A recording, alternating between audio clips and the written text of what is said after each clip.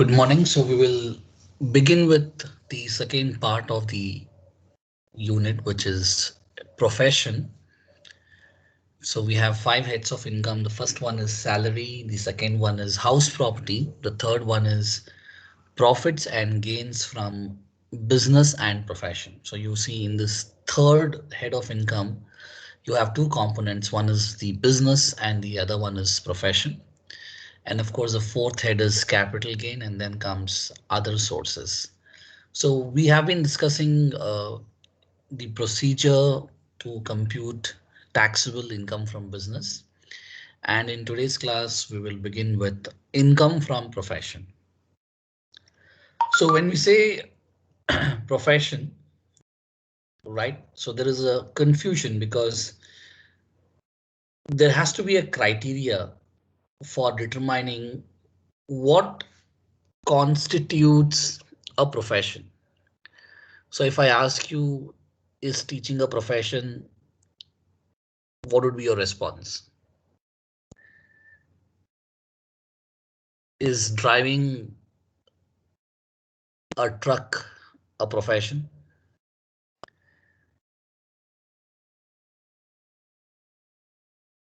If you're a pilot of an airline, is that a profession? If you're a musician, let's say you're A.R. Rahman, is that a profession? If you're a person who plays a particular type of sport, is that a profession? If you're a carpenter, is carpentry a profession? If you're a nurse in a hospital, is that a profession? So what exactly is profession? What constitutes a profession? Because generally we perceive certain jobs as professions. When I say a doctor or a medical practitioner, immediately you'll say, yeah, that's a profession. When I say lawyer, undoubtedly you will definitely term that as a profession. Likewise, chartered accountant, that's a profession. But when certain professions like carpenter, a driver, teaching, pilot, then some sort of doubts do arise in the mind, and some of you say it's a profession and some of you might get confused. So in order to call a particular occupation as a profession, we have to think and interpret from the perspective of income tax, not by using common sense. Of course, common sense also works here, because if you examine the definition given by income tax, it makes a lot of sense from its definition. So let's examine the profession's definition, which is stated in section 2, subsection 36. And the definition goes like this. It says profession is an occupation which requires application of intellectual skills or manual skills acquired through formal education and practice engaged in such occupation. So this definition, if you look at it, emphasizes on a couple of things. Now, what are the areas on which the definition emphasizes on? Point number one, it says a profession is an occupation which requires application of intellectual skills. So let's remove these examples. So first is intellectual skills. But in case if this only intellectual skill was there, then it would have created some sort of confusion, because there are certain types of profession for which manual skills are also required, not just intellectual skills, and therefore the word manual skill is also being specified in the definition. What's more important here is this intellectual skills. So intellectual skills acquired from knowledge combined with other relevant hard skills, and this knowledge and other hard skills combined together, we say intellectual skills, and this is purely acquired through formal education. So this is one of the important parameters, I would say, formal education, and of course practice. So these are some of the important parameters we can consider to define or to have clarity whether an occupation can be a profession or it can't be. Now, when you apply this definition to a doctor, it stands good because intellectual skills are of course needed for doctor. Sometimes manual skills are also needed. If you're a surgeon, then you have to be very good at right performing surgery for which you have to use your hands, right? So definitely there is manual application also. And in order to become a doctor, there is a formal education. There is a duration for that education. And merely completing your degree is also not sufficient because it also requires practice. So that is what doctors go through. So definitely this definition fits in easily when we think of a profession like a doctor. Similarly, lawyer, likewise chartered accountant. But when I say A.R. Rahman, does this definition fits in? What is his educational qualification? He has won Oscar for India, right? Only Indian musician to win Oscar. And when we look at his qualification, definitely I don't think so, has completed his graduation. So is music not a profession then? Because here it says formal education is required and practice is also required. Of course, he might have worked years together under somebody to learn music, but there is no formal education. He has not done any formal degree in music. So because of which should we say music is not a profession? In fact, the definition what I've given here on your screen does not include one sentence. So we should add that sentence to make it more sensible. This is the last sentence which I had missed out on. Profession also includes vocation. Now, vocation need not have a formal education. It may constitute only the practice. So vocation means an activity. So listen carefully. Vocation means an activity upon which a person spends a major portion of his time. Vocation means an activity upon which a person spends a major portion of his time and out of which he makes his living. And out of which he makes his living. So carpentry, is it a profession? Of course, in India, you have the world's best carpenters, but they would not have even gone to school, right? But they would have learned carpentry over the years through practice by spending most of their time on that particular job. So therefore, carpenting might not be a profession, but it is a vocation. But the definition says profession also includes vocation. So the moment you say profession also includes vocation, even carpentry becomes a profession.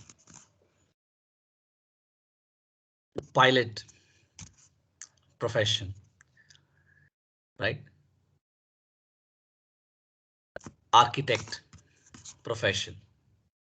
Fashion designer, profession.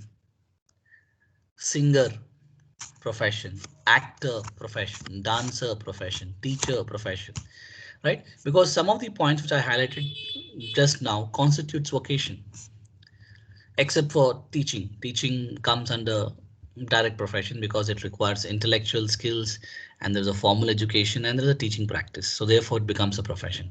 But other areas which I mentioned, which is your dance, sports, music, acting, all this comes under vocation, right? So this is what profession means according to Income Tax Act section 2 subsection 32. Now this is good. This is easy to understand. But at times the confusion is when it comes to taxing the income of a person or of a profession. For example, let's say I'm a doctor and I have my clinic. So all that income what I earn is taxable under the head profession. But there are doctors, right, who actually work for a hospital. There are two categories. One, they have their own clinics. Second category, they work for a particular hospital only. Third category, doctors who act as consultants. That means they visit various hospitals in Bangalore, but they don't work for them. They're not employees. They're just a consultant. They're a visiting consultant. So every time they visit a hospital, they meet a patient, they get paid, but they are not an employee of that hospital. And likewise, in the evening, they can also have their own clinic, right? So they also make a lot of money out of that. So that income is under the head profession.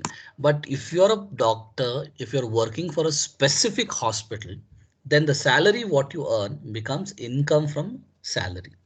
The money what you earn becomes income from salary. So that is where you should be very clear when to tax doctor's income under the head salary and when it will become taxable under the head profession. So if there is employee and employee relationship, of course it is a salary. If there is no, then it becomes income from profession, right? So that's how simple it is. Now, teacher, let's take my example. No, I'm not a freelancer.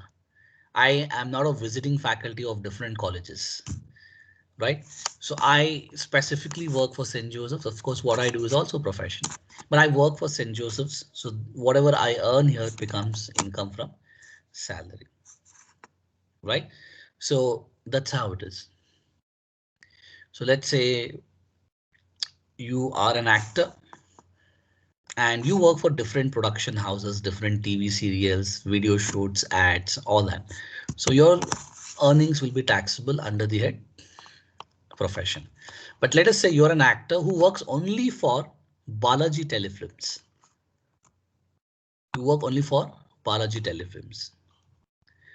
In that case, what you're getting is salary and it is taxable under the head salary. Okay, so that's how you should clearly identify whether the transaction is in the form of salary or it is income from profession, which is quite easier. So don't there's no, I don't think so there will be any confusion for you people to do this. Okay, so this is what profession is, right? So let's now focus on the illustration. As per syllabus, you guys have three professions being included: medical practitioner or doctor, lawyer, and the third one is chartered accountant. But once you learn the logic of calculating it, no matter which profession it is, you can easily calculate income from profession. But for syllabus purpose, only three professions are included in the syllabus. So what we used to do in income from business to calculate taxable income from business is to take the net profit and make changes. We were not given permission to make a new profit and loss account. To find out taxable income from business as per ID provisions, we don't prepare a new profit and loss account, but we rather make changes to the existing profit and loss account by following three steps. Step number one, take the net profit or net loss given in the P&L account. Step number two, to this net profit, add all those transactions that reduces the net profit. And step number three, deduct all those transactions that increases the net profit. So our job was primarily to identify inadmissible expenses from the debit side of the P&L account, inadmissible incomes from the credit side of P&L account, and admissible incomes and expenses from the adjustments. So it was quite a task. But here income from profession is relatively very simple. The format is simple. All you have to do is look at the question, identify professional incomes, from professional incomes minus professional expenses. Simple. So how do we calculate income from profession? Income from profession is equal to professional incomes minus professional expenses. Or you can also say professional receipts minus professional payments. But I would rather prefer using the term income and expenses, which is easy to understand and to figure out the items in the question. So here, in case of income from business, you people were given a profit and loss account. Since it's a trading concern, and profit and loss account is a nominal account, which you guys are aware of. So debit all expenses and losses, credit all incomes and gains. Whereas in case of professions like doctor, chartered accountant, and advocate, you will not be given profit and loss account, but you would rather be given a cash book. So what you see is a cash book here or a cash account. Now what is cash? Cash is an asset, and all assets, are classified under real account. So what is the basic fundamental principle of real account? Debit what comes in and credit what goes out. So what goes out are your expenses and payments. What comes in is your incomes, right? So that's as simple as that. So what you have to do is from receipt side, identify professional incomes, and from payment side, identify professional expenses. And then it's simple step. Professional incomes minus professional expenses will give you the final answer. Okay, so let's do the calculation. So first, our job is to segregate or identify professional incomes and professional expenses. So let's do that.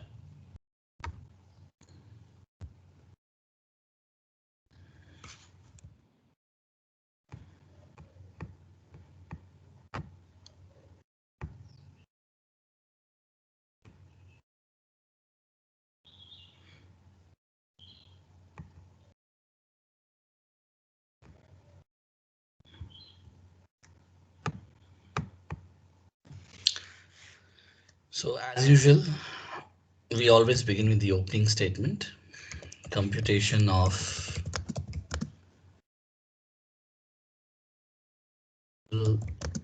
income from profession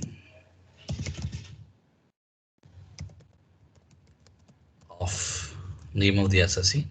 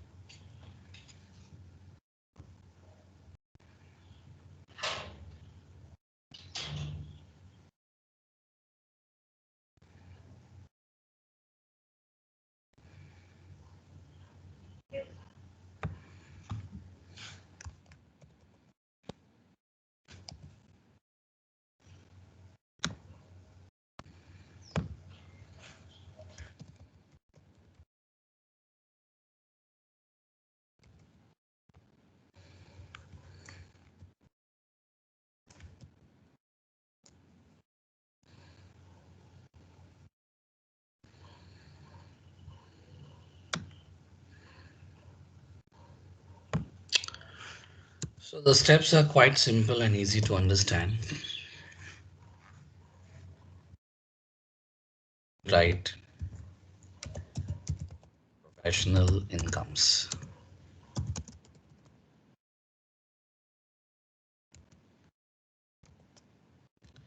So let's identify professional incomes one by one. And also remember we have to closely watch the adjustments.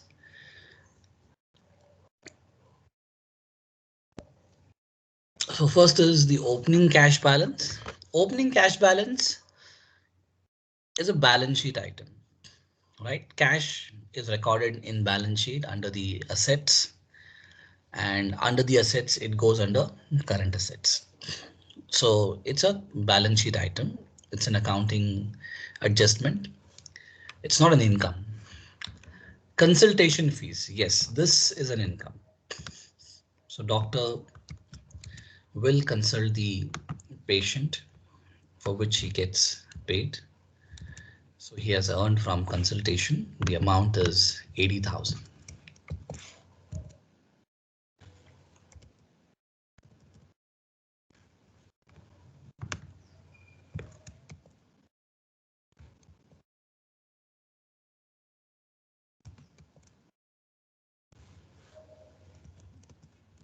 Next, interest.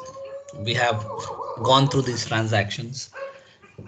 Interest is not an income for a doctor. It is an income from investing money in various assets, instruments, and it is taxable under the head other sources. So we don't take this. Okay, so we don't take this. Remember, in income from business, what we used to do is we used to identify transactions which are not related to business.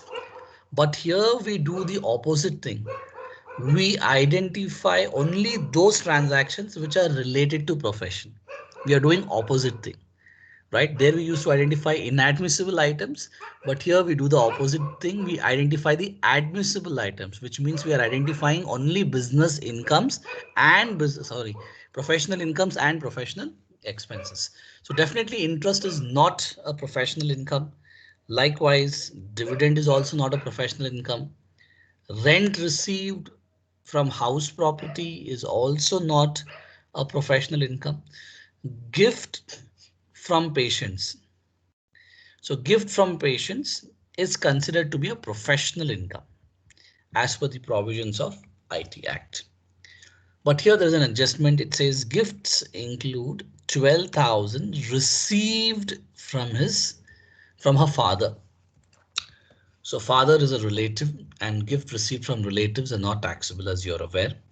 So therefore we have to remove 12,000 from this 20,000, which means gifts from patients will only be 8,000 rupees.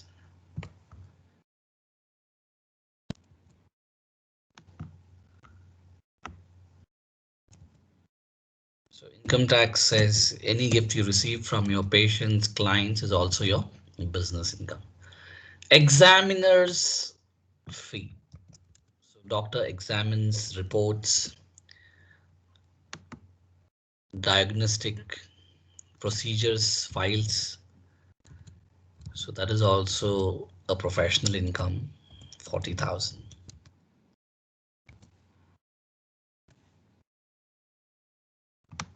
Operation fees is obviously a professional income.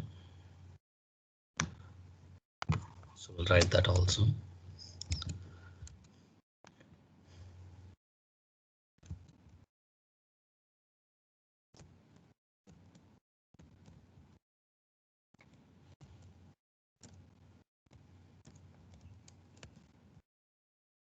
Then you have royalty from medical books. Now this is a very important transaction and little confusing also, because royalty might come either in other sources and it can also come in income from profession. It all depends when to take where. So for a doctor, royalty from books is also professional income, because in order to write medical book, again you need to have intellectual skills, you need to have formal education, you need to have practice, right? A doctor writes a book, how to lose weight in 30 days, how to lose 30 kilos in 30 days, right? So obviously a doctor has all that intellectual capabilities with his experience and practice. He gives his advice to learners in his book. So therefore, obviously he will make money out of this. The publisher will give the royalty to doctor. So in order to write this book, you need to have technical expertise, right? Intellectual skills. So obviously, this is also a doctor's income. Likewise, doctors do also appear on TV shows. You could have seen some of the TV shows. Doctor will give, they'll take calls. Patient will call, doctor will talk. Immediately, he'll give solution. So he may also earn money by appearing on TV shows. So that is also his income from profession, because to give suggestions and advice, again, you need intellectual skills. These days, doctors are available on various mobile applications. There is an online consultation. So money earned from online consultation is also income from profession. Likewise, doctors do write articles in newspapers and magazines also, for which they get paid. So that is also income from profession, because in order to do all this, you require intellectual skills, you require technical skills. So obviously, book also, to write a book, you need intellectual skills. So therefore, it is income from profession. But what if I write a book?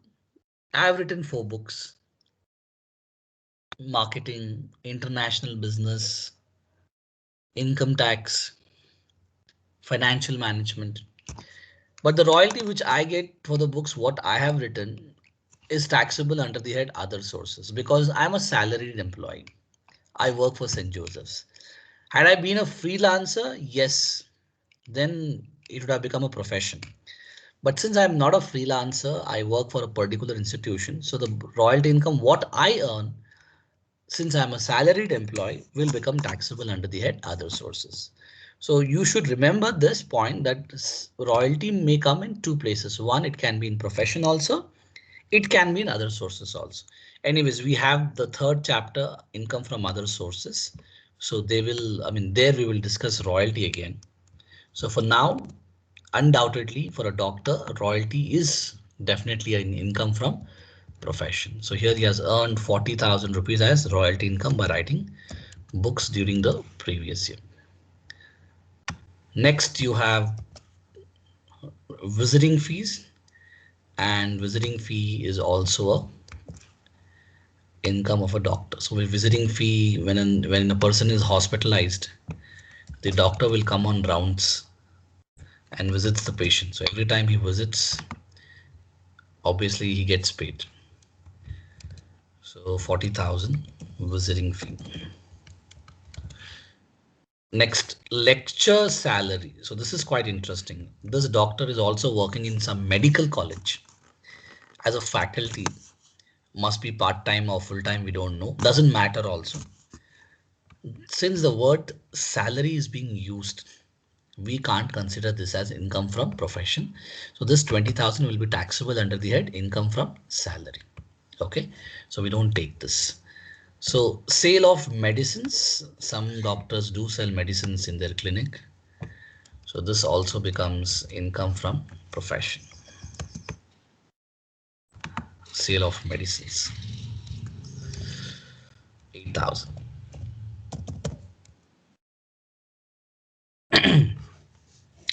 So now quickly look at the adjustment and see if there is any income missed out, not expense, income. So depreciation is an expense. Here it is also an expense. Salary paid is also an expense. Closing stock is not an income. So there are no incomes as such in the adjustment. So that means we have completed our first step, right? So we'll do a totaling here. First step, totaling.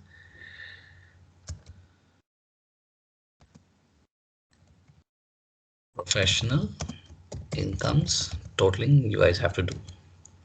Next we go to second step, which is professional expenses.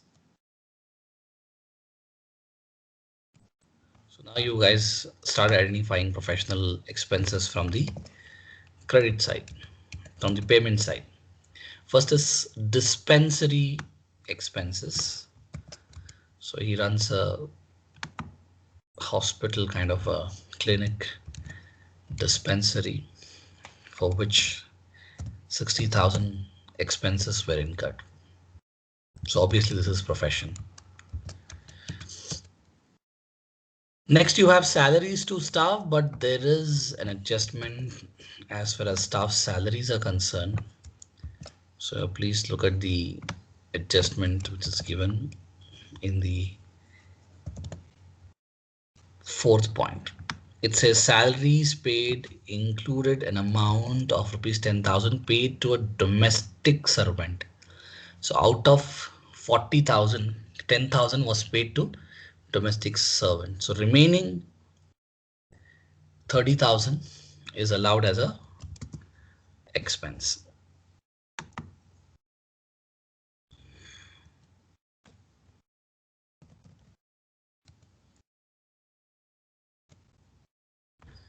Books and journals. Now, books and journals, you guys have to be careful.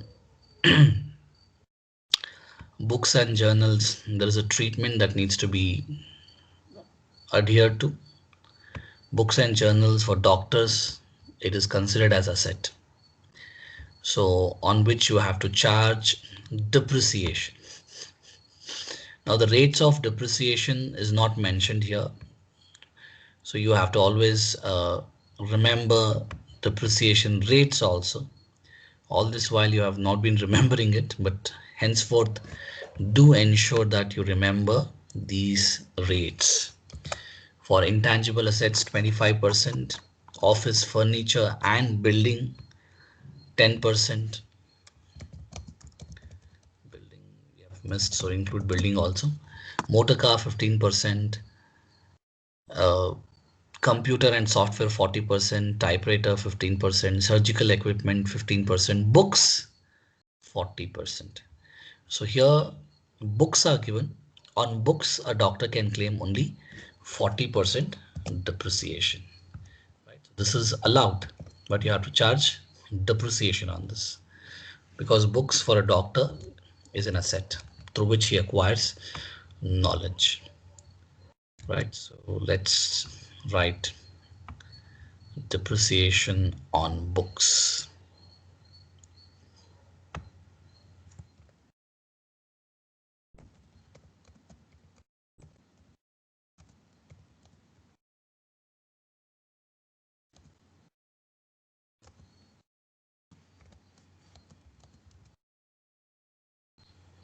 The amount is 10,000.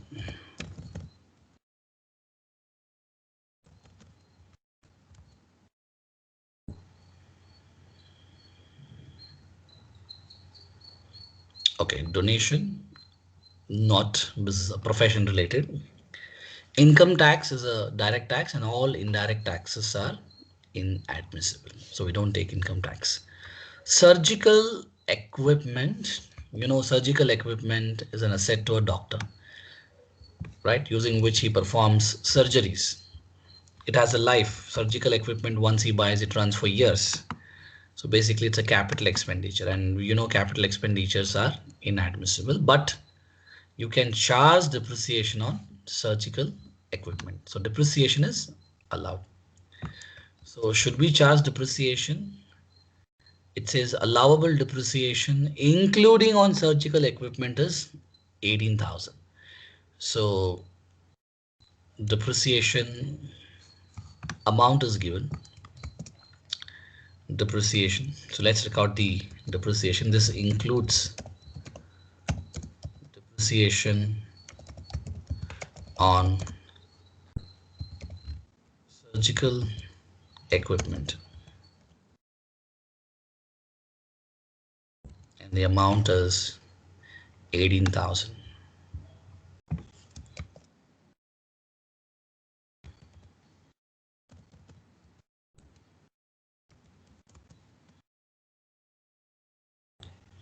Next, medicines purchased. So this is also a professional expense.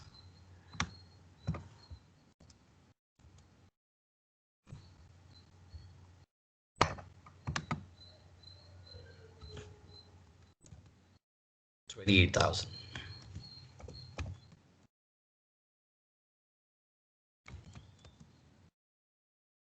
Traveling, there is an adjustment.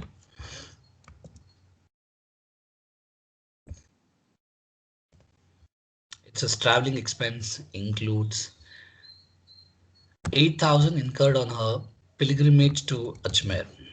So there is a personal trip, spiritual trip, and that is included in traveling expenses, 8,000. So remove that 8,000 and take the rest, 12,000.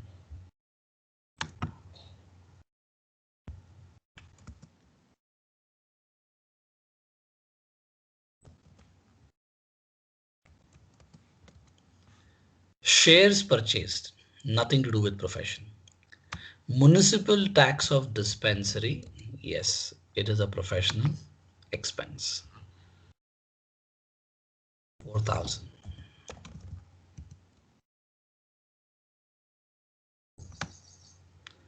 Then subscription to medical council.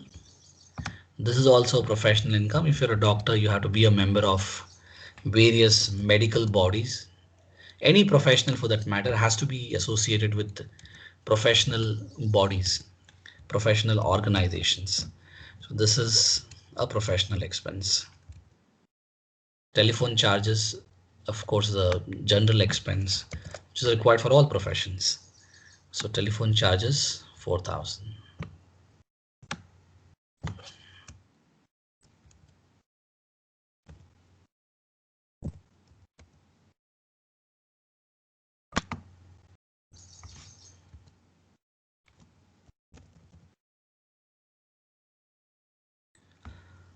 And finally, we have the closing balance of cash, which is not an income.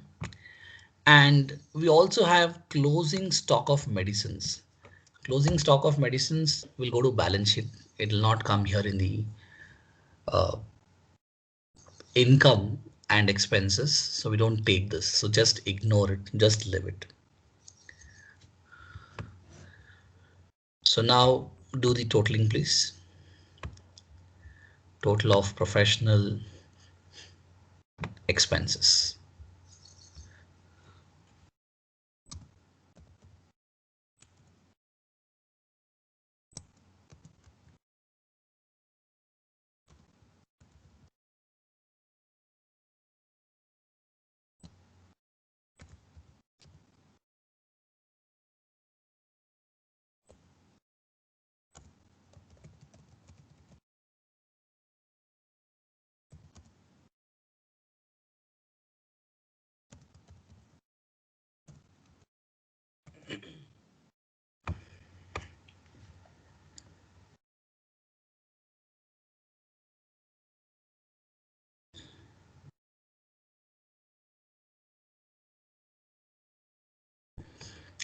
So in case if you people have any doubts, you can go ahead and raise your doubts.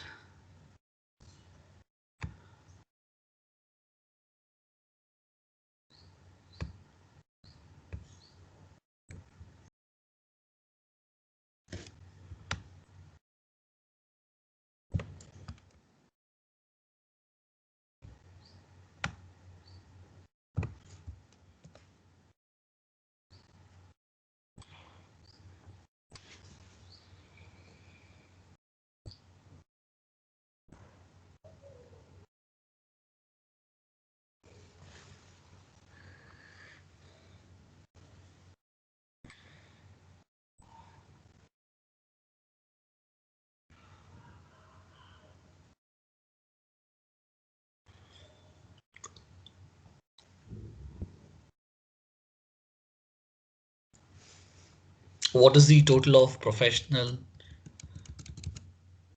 incomes?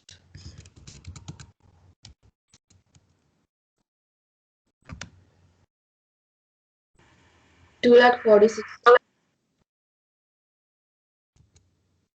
2,46,000.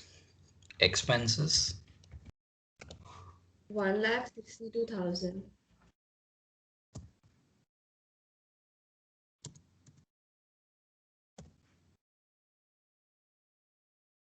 final answer, 84,000, sir. 80. 4,000. Okay.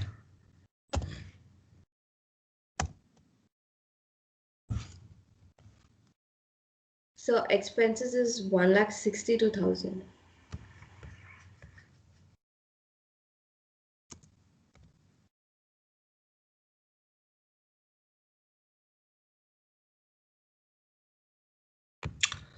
So if you have any doubts, on the concept what we have discussed, you can go ahead and get your doubts addressed.